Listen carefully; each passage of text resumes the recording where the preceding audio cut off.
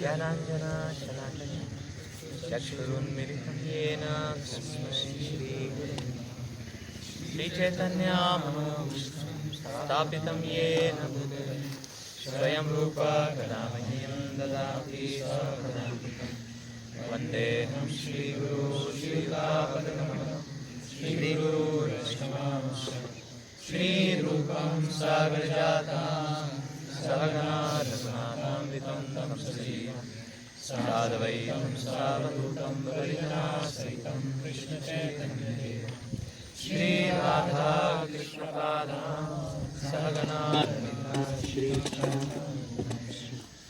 नमो विष्णुपादाय कृष्णपृष्ठाय भूतले श्रीमते भक्तिवेदान्तस्वामिने नमः। नमस्ते सरस्वते देवे गौरवाणी प्रचारिणे निर्विशेषशून्यवादी पाश्चात्यदेशतारिणे नमो महावदन्याय कृष्णप्रेमप्रदायते कृष्णाय कृष्णचैतन्य नामे गौरवसे नमः। हे कृष्णा करुणा सिन्धु दीनबन्धु जगत्पते गोपेशा गोपिकान्त श्रीराधाकान्त तप्तकाञ्चन गौराङ्गी श्रीराधिकामहेश्वरी विश्वभानुसुते देवी प्रणमामि हरिप्रिये जनार्दननिवासाय नित्याय परमात्मने बलभद्रसुभद्राभ्यां जगन्नाथाय ते नमः। पाञ्चाकल्पतरुभ्यश्च कृपासिन्धुभ्येव च पतितानां पावनेभ्यो वैष्णवेभ्यो नमो नमः। जय श्रीकृष्ण चैतन्य प्रभु नित्यानन्द श्री अद्वैत गदाधर शिवासादि गौरभक्तवृन्द। हरे कृष्णा कृष्णा कृष्णा हरे हरे हरे राम राम राम हरे हरे। मूकं करोति वाचालं पङ्गुं लङ्घयते गिरिं यत्कृपातमहं वन्दे श्रीगुरो दीनतारिणम्।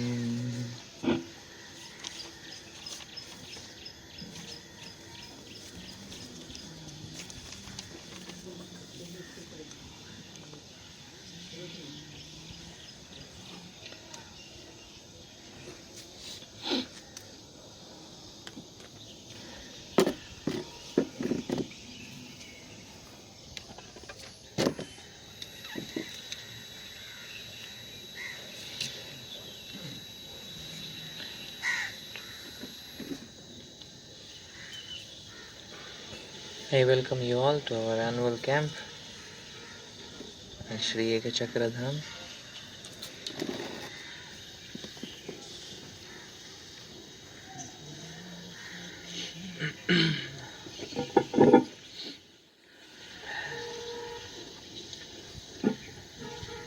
Initially we were thinking of going to Chitrakoot.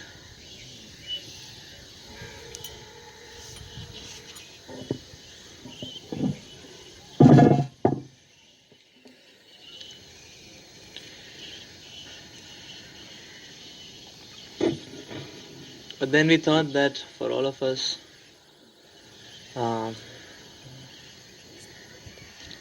as our service areas are different places, it is important to come back home on a regular basis. So therefore, thinking like this, we decided that for all times to come, we will not go out of Gaur-Mandal.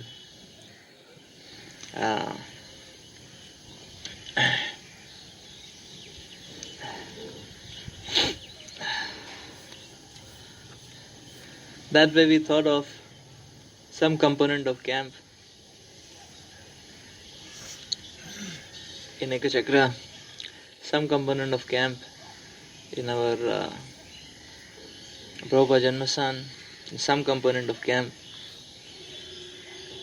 on home grounds in KGP.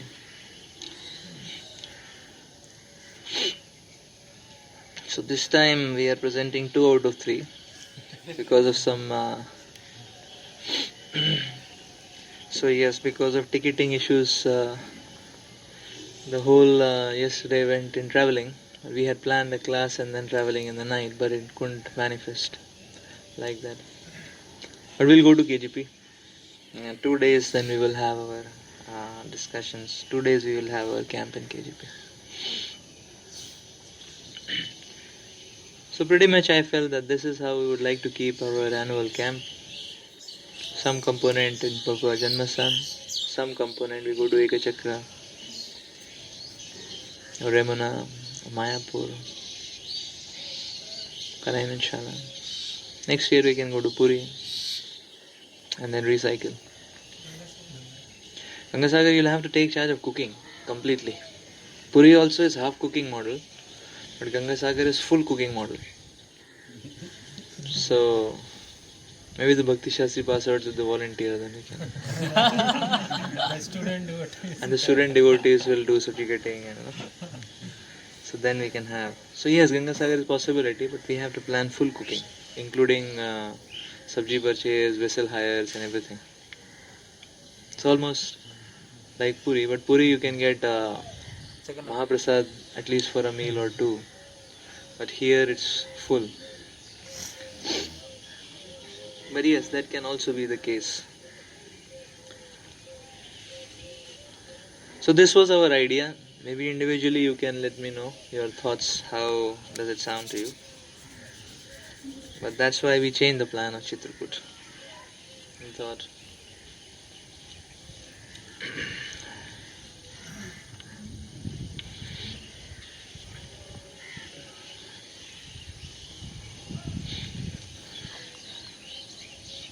Last year we had it in December, January, second week actually. So we started in KGP I think, and then we went out, right? And then that was it. So New Alipur was not there last year also. But we'll insert in somehow that way. This time we are having December, holiday time, New Year time. Okay.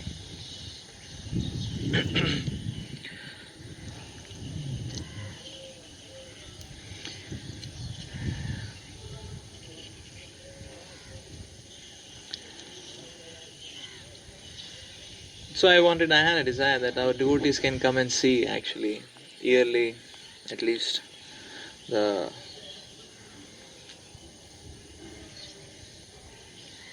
Srila Prabhupada Janmasan is developing, how KGP is developing, like that. Now when you go to, and that can be, a component of feeling back home actually, that yes, this is what is happening at our home grounds.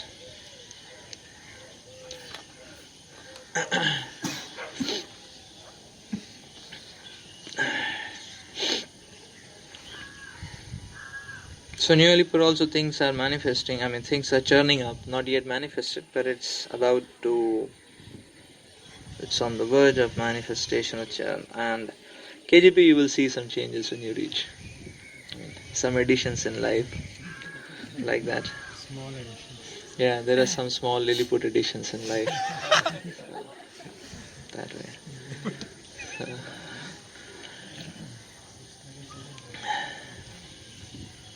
I will speak more about it most likely today evening in a common class. I'll speak more about it.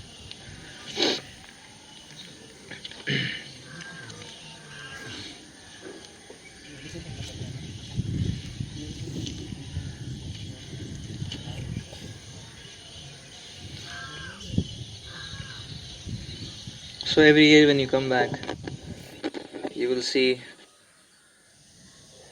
new developments as offering to Srila Prabhupada.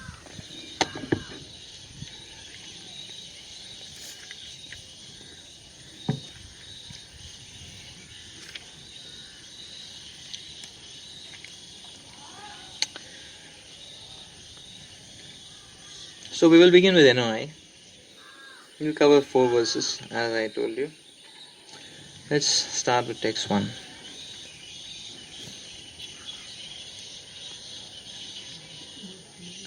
Vacho vegam manasa krodha vegam Jihiva vegam udaropastha vegam Etan veganyo vishaheta dhira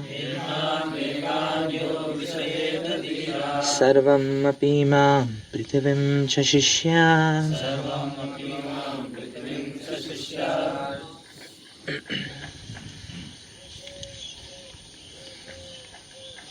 Translation. A sober person who can tolerate the urge to speak, the mind's demands, the actions of anger, and the urges of the tongue, belly, and genitals, is qualified to make disciples all over the world.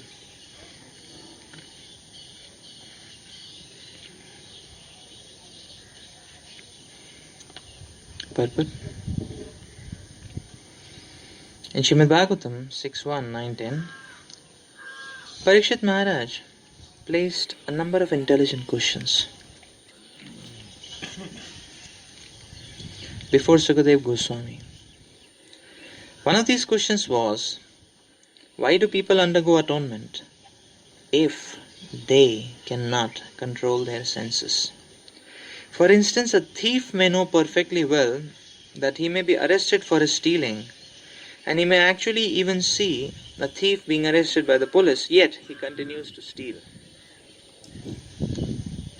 Experience is gathered by hearing and seeing. One who is less intelligent gathers experience by seeing, and one who is more intelligent gathers experience by hearing. When an intelligent person hears from the law books and shastras or scriptures that stealing is not good, and hears that a thief is punished when arrested, he refrains from theft. A less intelligent person may have to be arrested and punished for stealing to learn to stop stealing. However, a rascal, a foolish man, may have the experience of both hearing and seeing, and may even be punished, but still he continues to steal. Even if such a person atones and is punished by the government, he will again commit theft as soon as he comes out of the jail. If punishment in jail is considered atonement, what is the benefit of such atonement? Thus Parikshit Maharaj inquired. Drishtva shutapyam yat papam jananapi atmano hitam karoti bhuyo vivashaha prayashchittamato katham क्वचिन्निवर्तते भद्रा क्वचिच्चरति तत्पुनः प्रायश्चित्तं मथोपार्थं मन्ये कुञ्जरशौचवत्.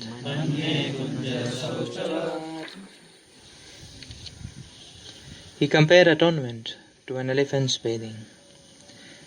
The elephant may take a very nice bath in the river, but as soon as it comes onto the bank, it throws dirt all over its body. What then is the value of its bathing?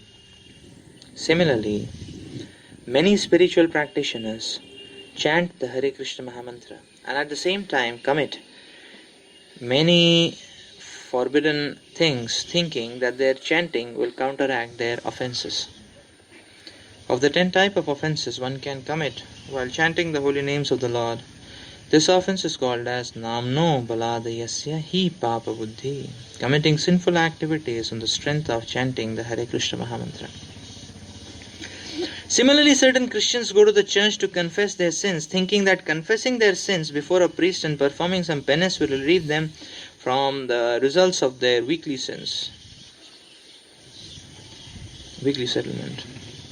As soon as Saturday is over, Sunday comes, they again begin their sinful activities, expecting to be forgiven the next Saturday.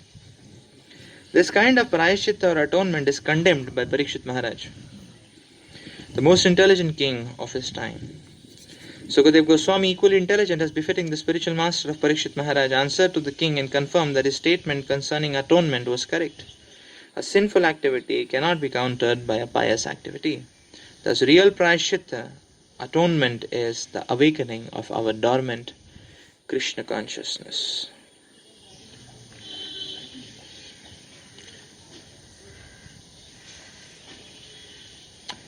Real atonement involves coming to real knowledge, and for this there is a standard process. When one follows a regulated hygienic process, he does not fall sick. A human being is meant to be trained according to certain principles to revive his original knowledge. Such a methodical life is described as tapasya. One can be gradually elevated to the standard of real knowledge or Krishna consciousness by practicing austerity and celibacy, brahmacharya, by controlling the mind, by controlling the senses, by giving up one's possessions in charity, by being avowedly truthful, by keeping clean, and by practicing yoga asanas. However, if one is fortunate enough to get the association of a devotee, he can easily surpass all the practices for controlling the mind by the mystic yoga process simply by following the regulative principles of Krishna consciousness, refraining from illicit sex, meat eating, intoxication, and gambling, and by engaging in the service of the Supreme Lord under the direction of the bona fide spiritual master. This easy process is being recommended by Srila Rupa Goswami.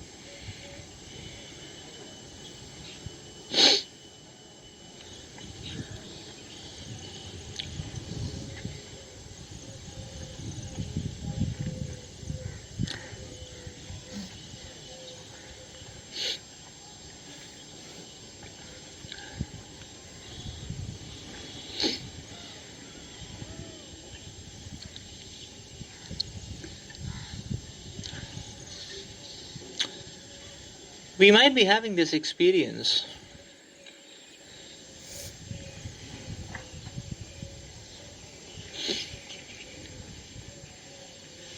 in due course of the practice of Krishna consciousness, in due course of the pursuance of sadhana bhakti,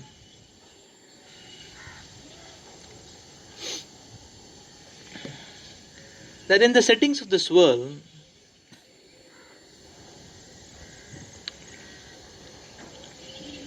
the right things, the right attitudes, visions, perspectives, lifestyle,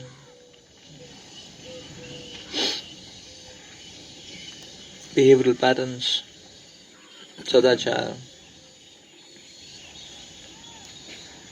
So the right things do not sink in so easily.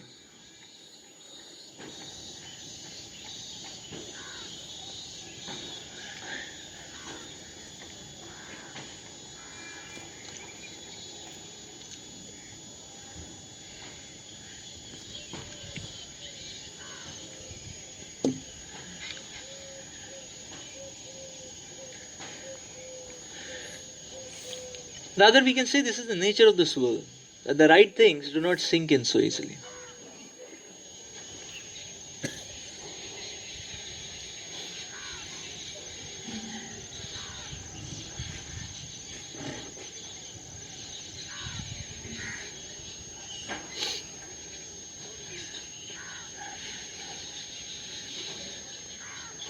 So things which are illusory, they are in vision, but because they are illusions, because they are shadows, they never come in the hand, can never grab them. And things which are substantial, they, although they may become visible, again, they don't sink in.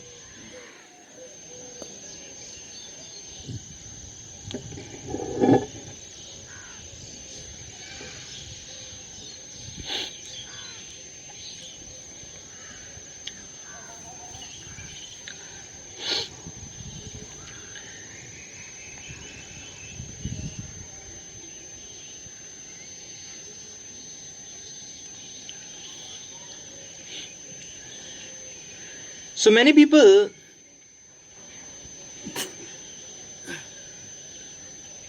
they pass their time, they pass their lives waiting to get to know the right thing. And others pass their lives and time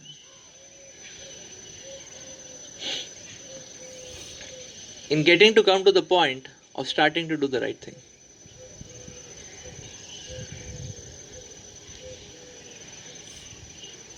And still others pass their time in the satisfaction that at some point of time they did the right thing.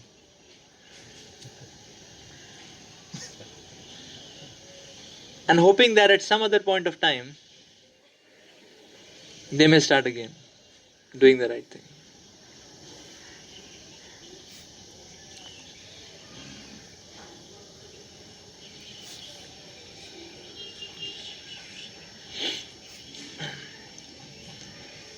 This is the unfortunate position being presented by Srila Prabhupada here.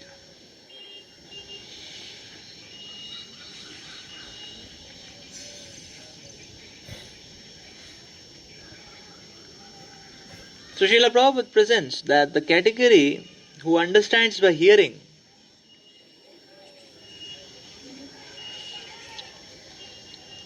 is well and fine. It's good. They hear, they understand. Then the category of people who have to see it. And seeing is also now on two scales. One is seeing others and learning, and one is seeing oneself and learning. And that's also understandable, okay, fine. But the leftovers, surprisingly, the leftovers are the major lot. Like that.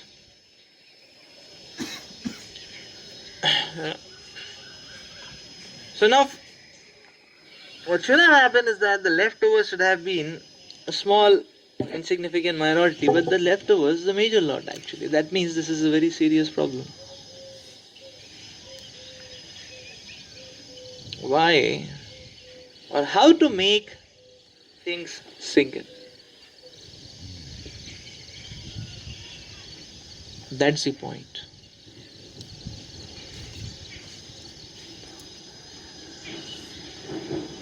How to make the principles of Krishna consciousness sink into our hearts, into our lifestyle, into our visions.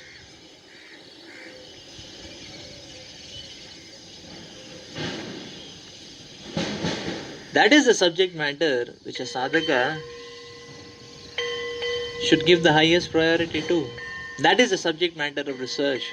That is the subject matter of exploration. That is the subject matter of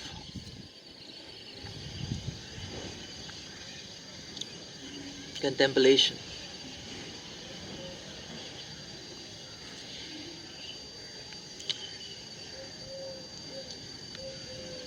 And that is the subject matter of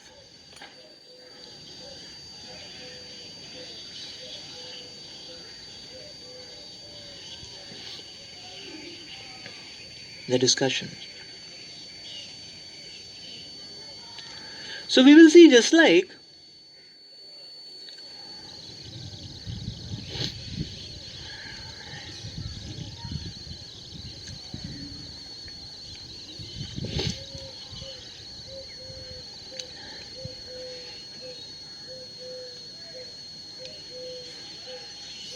say for example, if one gets cash some payment or some gift or reward or whatever. Then getting some cash reward or payment or transaction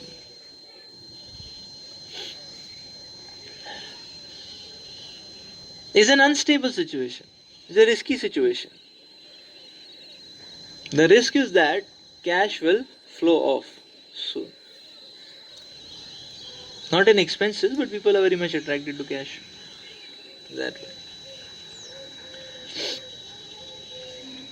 So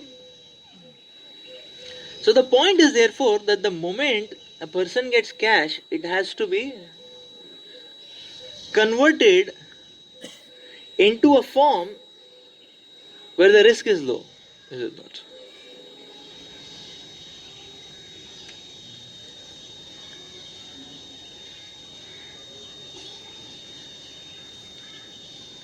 It has to be converted into a form where the risk is low, and therefore it can be channelized towards a proper utility rather than being lost, rather than being stolen, and so on. So probably one has to deposit it in the bank, is it not?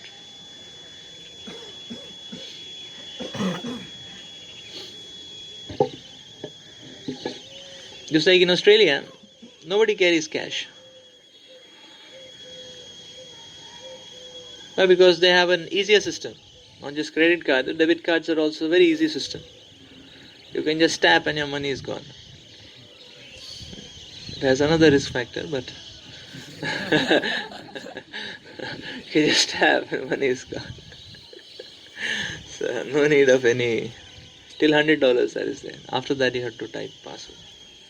So anyway, so no need of cash, is it not?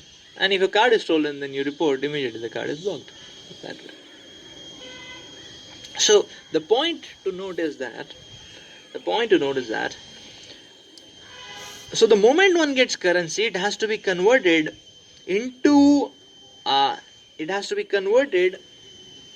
immediately, so that it can be channelized towards proper utility. The same principle needs to be in place in our sadhana bhakti. So many times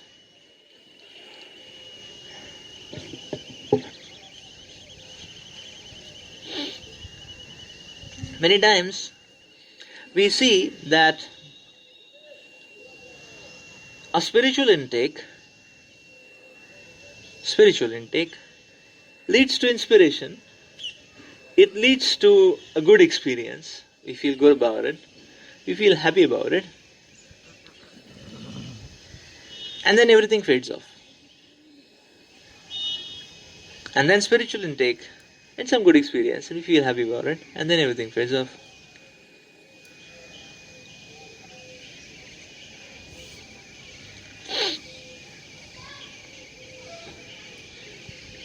See, this is very true on a material plane. Rather, on the material plane, we cannot expect anything more than this. Like say, for example, it's New Year time now. People go for chilling out.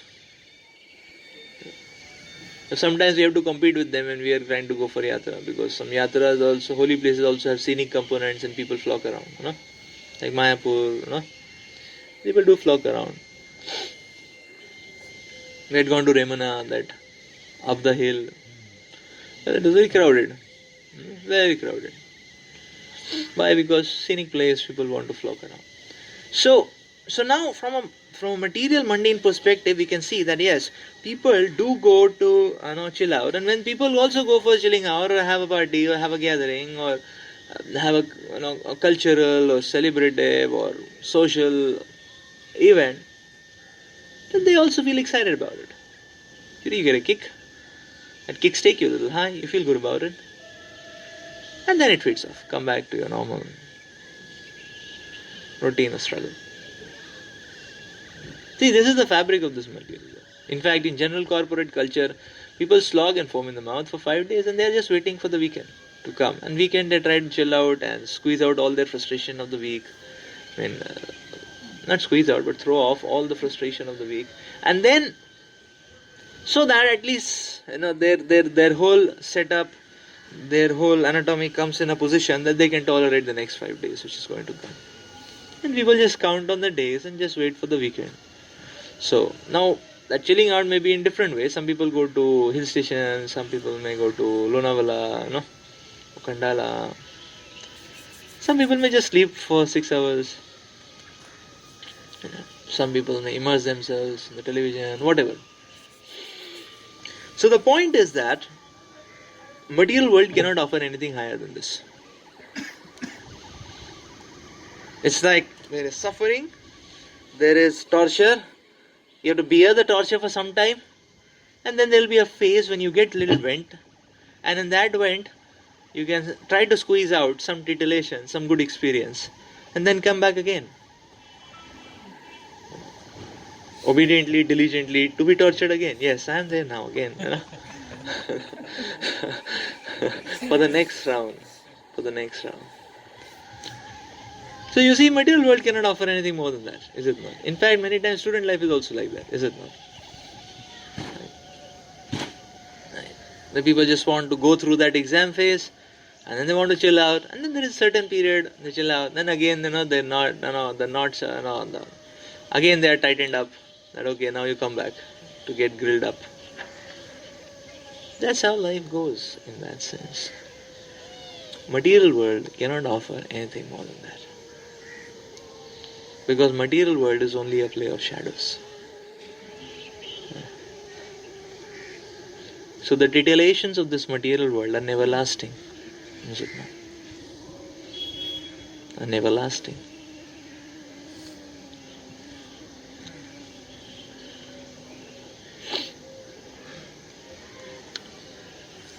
But the point is that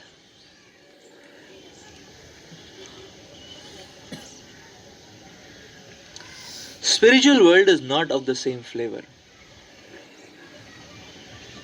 Our spiritual dynamics are not of the same flavor. There is a tendency by default to take spiritual life also in that setting or that mood. Because that's what has been the tuning, the conditioning, the inertia. That okay, there's nothing which can be done. One goes on, tolerate, struggle for existence, and then some space where one can give vent and be ready for the next phase of torture. Spiritual life is not like that. So this aspect of